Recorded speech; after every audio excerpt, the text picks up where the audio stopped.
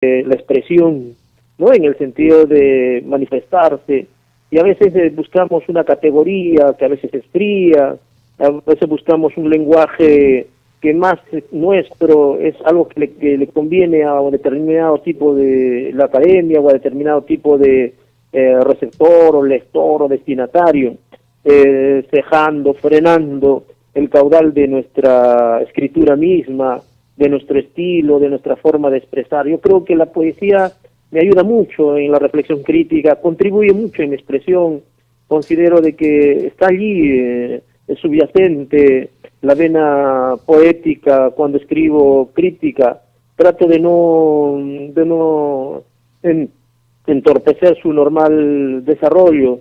Es cierto que la reflexión a veces nos vuelve un tanto fríos, nos hace razonar, pensar, todo ello, pero también se razona con la poesía, se siente y se razona y se piensa con la poesía. Qué bien, mira, sí, de verdad creo yo que muchas veces la llaneza, en el sentido más deslumbrante que tiene este término, con la que se expresa un crítico, siempre he creído que está, digamos, imbuida de un aliento poético. Llegar a la sencillez tal vez es eso que los griegos llamaban la razón del equilibrio, ¿no? Y un Ujú. equilibrio que se alcanza precisamente a través de la poesía. Dime, Mauro, ¿cuál fue el primer libro de crítica que tú escribiste? Bueno, el primer libro que publiqué sobre crítica se llama Puno, de Poéticas Andinas, Puno. Esto tiene que ver mucho con una búsqueda de nuestras raíces, un viaje a la semilla, un repliegue a la célula. Yo tengo padres puneños, ¿no? De mi padre quechua, de Asillo, de Azángaro, mi madre de Huancané, Aymara. Entonces, lo que me proponía y me propongo y lo que vengo haciendo ahora es ese repliegue a la célula. Entonces empecé leyendo, estudiando, reflexionando sobre la poesía puneña y entonces me quedé plenamente sorprendido de la riqueza expresiva que había en Puno. Allí reflexioné sobre Carlos Oquendo de Amat, sobre Gamaliel Churata, sobre Alejandro Peralta, sobre Dante Nava, poetas de mucho valor, ¿no? De mucho valor. Entonces, encontrar la larga tradición y rica tradición poética puneña fue muy satisfactorio, ¿no? Por eso que dediqué ese primer libro a estudiar la poesía puneña. Incluso poetas contemporáneos, no tan contemporáneos como por ejemplo Omar Aramayo, Ujú. con un talento realmente desbordante, o José Luis Ayala, que manifiesta siempre una disciplina en su escritura, o poetas que también tienen igual de estatura, como Boris Spezúa. Entonces, hay poetas, esa tradición que descubría de años anteriores no se ha detenido. Esa vena no se ha secado, al contrario, sigue fluyendo y sigue manifestándose esa riqueza de la poesía puneña en muchos premios que se han ganado, que se han logrado, por ejemplo, en el premio Copé, no hace mucho, tres premios seguidos corresponden a Puno, que dan a conocer y revelan la larga tradición y viva tradición poética puneña. Entonces, ese fue ese primer libro que fue un desafío de enfrentarme a una tradición compleja, vasta, ¿no? De difícil de difícil dominio realmente, porque es todo un desafío. Cada poeta es un desafío, ¿no? Mauro, y digamos, un crítico necesita, armarse, por decirlo así, de un cuerpo teórico. Eh, Depende del crítico, es decir, cómo se deja influenciar, cómo se deja llevar por las influencias que recibe, o también algunos otros eh, tienden a a las ideas que reciben, pues darles un valor diferente aplicándolas en la realidad. Sí. ¿Se podría decir que tú tienes algún cuerpo teórico que tú consideres fundamental en tu manera de hacer crítica en este momento, cuando tú sacaste tu primer libro de crítica? Sí, básicamente en esa época trabajaba mucho con la reflexión crítica que vincula texto con texto, que escarba categorías provenientes del ámbito occidental. Es una formación que hay que respetar, ¿no? Una formación que también nos ha contribuido con categorías y nos contribuye con categorías que adecuadas en forma acertada a nuestro contexto son valiosas.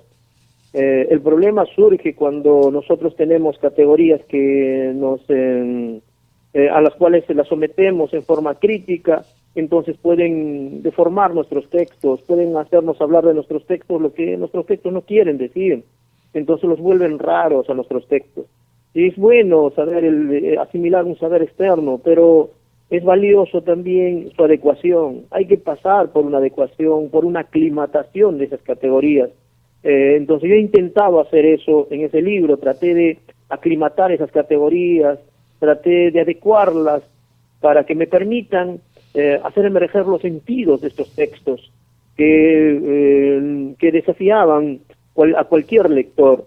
Después entendí que la búsqueda no solamente debe detenerse en el aprendizaje que teníamos de la larga tradición que hay en Europa o en Estados Unidos, sino entendí que tenemos una tradición también rica en Latinoamérica y una tradición propia, una reflexión propia de nuestro universo andino. Entonces, ahora estoy más preocupado por las categorías latinoamericanas y por las categorías andinas. En ese entonces, cuando escribí ese libro, estaba en ese trance entre la asimilación de las categorías occidentales y el trance de ingreso a las categorías propiamente latinoamericanas y andinas, que nos ayudan a expresar mejor nuestra literatura plural, diversa, contradictoria. Como verás, hay un eco de Antonio Cornejo Polar en lo último que estoy hablando. Exacto, exacto, la famosa heterogeneidad, ¿no?, de Cornejo, que era, bueno, es muy cierto, porque yo logro percibir que soy digamos, un lector así, no académico, digamos, como quería Paz, leo porque me da placer, y sobre todo pero siempre con fundamento. Percibo que, por ejemplo, críticas como la tuya, sin que venga el caso aquí en esta entrevista que yo deba dar esta opinión, pero me parece que desde la visión autóctona captan el mensaje que le otorga Occidente, teóricamente, lo reconvierten y vuelven a enfrentar a Occidente, porque Occidente no conoce la realidad de donde ellos han vivido y viven. ¿Es esto más o menos así? Sí, la idea es más o menos por el camino en el cual ahora estoy encaminado, orientado y dedicado, preocupado, investigando, es observar cómo hay categorías potentes dentro de nuestro contexto que pueden leer nuestros textos, que son diversos, que son heterogéneos, ¿no?, que señalan precisamente la diversidad cultural en la cual vivimos.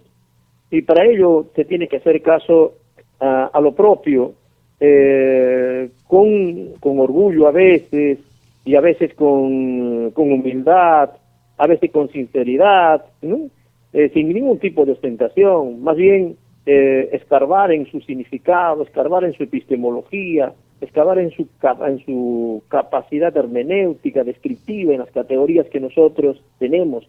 Tenemos una gran cantidad de categorías que ayudan, contribuyen a leer nuestros procesos culturales. Y para ello se tiene que hacer un repliegue a nuestra cultura y hacer un viaje a la semilla, como diría Churata, hacer un viaje a la célula, hacer un viaje a lo nuestro, y el camino que nos conduce a eso es nuestra lengua, el conocimiento de nuestras lenguas, el conocimiento de nuestra realidad, el conocimiento de nuestra cultura. Entonces, entrar a ese universo nos da más sinceridad a lo que hablamos, nos traduce una identidad más franca, más transparente, menos simulacro, menos falsa, menos impostada y más libre, ¿no? Más libre, más sincera. Eso en la expresión y eso en la escritura también, en la crítica también. Y nosotros podemos encontrar categorías como, por ejemplo, las categorías de Chaupi, de Tincuy, las categorías de Yananti, en la categoría de Huacha. Miren, tantas categorías que ayudan a entender nuestros textos. Por eso que es tan importante conocer el pasado, no como un pasado que está atrás, como arcaico, no un pasado como que está detenido, sino como un pasado con movimiento, un pasado que no pasa, un pasado actual, un pasado que vuelve para reenergizarse, un pasado que comunica, que dialoga, no un pasado que ya es superado, ¿no? El pasado no es algo negativo, el pasado es algo que impulsa, algo que energiza, el pasado es algo que nos permite ser, que nos da respuestas. Entonces hay que ir a ese universo, hay que estar en diálogo y conectado con ese universo. Por eso que en algún contexto aymara dice que ir hacia el pasado también es ir hacia adelante, ir hacia atrás es ir hacia adelante, ir hacia el pasado es ir al presente y al futuro. Entonces pensar en ese sentido es entender a nuestra cultura en un sentido sincero. Yo creo que esa convocatoria debe ser una convocatoria a querer lo nuestro, no con un sentido chauvinista, cerrado, privativo, esencialista, sino con un sentido abierto. Queremos lo nuestro, pero también aceptamos lo otro. Pero nos paramos y nos anclamos, nos enraizamos en lo que somos. Entonces, eso que nos da, eso que nos permite vincularnos con lo nuestro, es lo que nos permite a nosotros entender los textos. Por ejemplo, hay algunos poemas que yo analizaba de acuerdo a mi formación, de alguna formación que tuve de categorías occidentales. Me ayudaban, es cierto, me ayudaban mucho, pero cuando he ahondado más en la cultura andina, más he ahondado en mi cultura, más en mi tierra, los he entendido mejor y siento que ahora los hago expresar mejor. Entonces, es mi tierra, son mis hermanos, son mis padres, son mis amigos los que me ayudan y me nutren a las finales para entender los textos. Entonces, el texto no solamente está en lo escrito, hay que ir a su raíz, porque el texto y el hombre pertenece a una cultura, a una sociedad, ¿no? Dime, Mauro, si te pidiera, hablando del Perú, que me dieras pues algunos nombres de críticos literarios que tú consideras de valor e imprescindibles, ¿a quiénes mencionarías? En el contexto peruano. Cualquier contexto, en el contexto peruano exactamente. Claro, hay varios. Realmente la reflexión es intensa, ¿no? Actualmente se viene desarrollando una reflexión muy valiosa. Por ejemplo, la obra que está desplegando el profesor Carlos García Bedoya es una reflexión sincera que busca reflexionar desde epistemologías del margen, desde epistemologías del sur, desde los márgenes empieza a reflexionar teóricamente. Creo que la revisión de nuestra literatura que viene desarrollando contribuye mucho para entender esta diversidad y esta pluralidad. Los trabajos que hace por el Gonzalo Espino son trabajos igual de valiosos, porque escarba, porque busca la tradición, indaga sobre la poesía quechua, indaga sobre la tradición oral. Entonces, hay muchos críticos que están desarrollando esta orientación, y eso y ello porque tienen y asumen y conectan con la tradición latinoamericana, aquella que impulsara Antonio Cornejo Polar, aquella que continúa impulsando a Raúl Bueno, aquella que viene de Nelson Osorio, y más hacia allá Fernando Retamar. Y entonces todo este universo de pensar lo propio creo que continúa en el caso peruano. Hay una reflexión realmente rica en nuestro país. Qué bien, mira, es cierto, esa continuación de una escuela que se pretendió latinoamericana, como fue la que desplegó el recordado Antonio Cornejo Polar en la revista de crítica latinoamericana, acompañado desde luego pues con figuras como tú lo has dicho, Fernández Retamar, Mario Benedetti, Osorio, Carlos Rincón, en fin, tantos otros que reflexionaron sobre la posibilidad y la existencia de un discurso latinoamericano sobre no solamente a la literatura, sino sobre el ejercicio artístico en general. ¿Cuál fue tu segundo libro en este proceso, digamos, de avance de Mauro Mamani? ¿Cuál fue tu segundo libro de crítica que tú produciste? El segundo libro de crítica ya fue el libro premiado. Este es el libro dedicado a José María Arguedas. Justo se convocó en esa época el premio Copé, y se estaba investigando yo la poesía quechua, y en específico la poesía de José María Arguedas. Entonces lo presenté al concurso y ganó. Ese fue el segundo libro donde estudio la poesía bicultural de Arguedas, sus poemas que salen reunidos en un libro, articulados en un libro que es Catatay, que reunía pues lo que Sibila publicó en Horizonte, ¿no? A partir de ello empiezo a reflexionar la poesía básicamente de Arguedas, ¿no? Y dime, y digamos, ¿qué encontraste en ese estudio de la poesía de Arguedas? Hubo, bueno, yo estoy fuera ya 35 años, claro, siempre hay la relación directa, indirecta, pero no es lo mismo como vivir allá. Pero recuerdo que, y hubo, debe recordar una famosa, digamos, diferencia, yo no llamaría polémica porque no fue una cosa, bueno, con Julio Cortázar, de José María Arguedas, y se le, digamos, se le achacaba a Arguedas, a José María, y yo creo que injustamente, el que la poesía quechua solamente estuviera ligada a una cuestión pues de ambiente, es decir, de paisaje, de soledad, de pena, y sí olvidando un contacto que era profundamente espiritual con la naturaleza. Sí, claro, ¿no?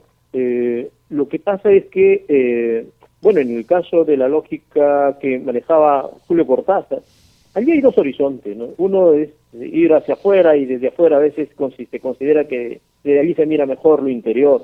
Esa es una forma de pensar que se puede respetar, igual se debe respetar, porque son un proceso de distanciamiento y posicionalidades desde las cuales uno considera de que observa mejor a su país.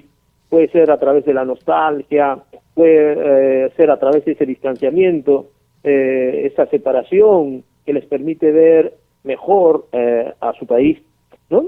El caso de Arguedas era otro, ¿no? Él tenía otra forma de pensar. No es que Arguedas no haya viajado mucho por Europa, ha viajado mucho por muchos países, ¿no? Conoce varios países, y desde allí también ha mirado, desde allí, y en esos viajes ha producido poemas, ¿no?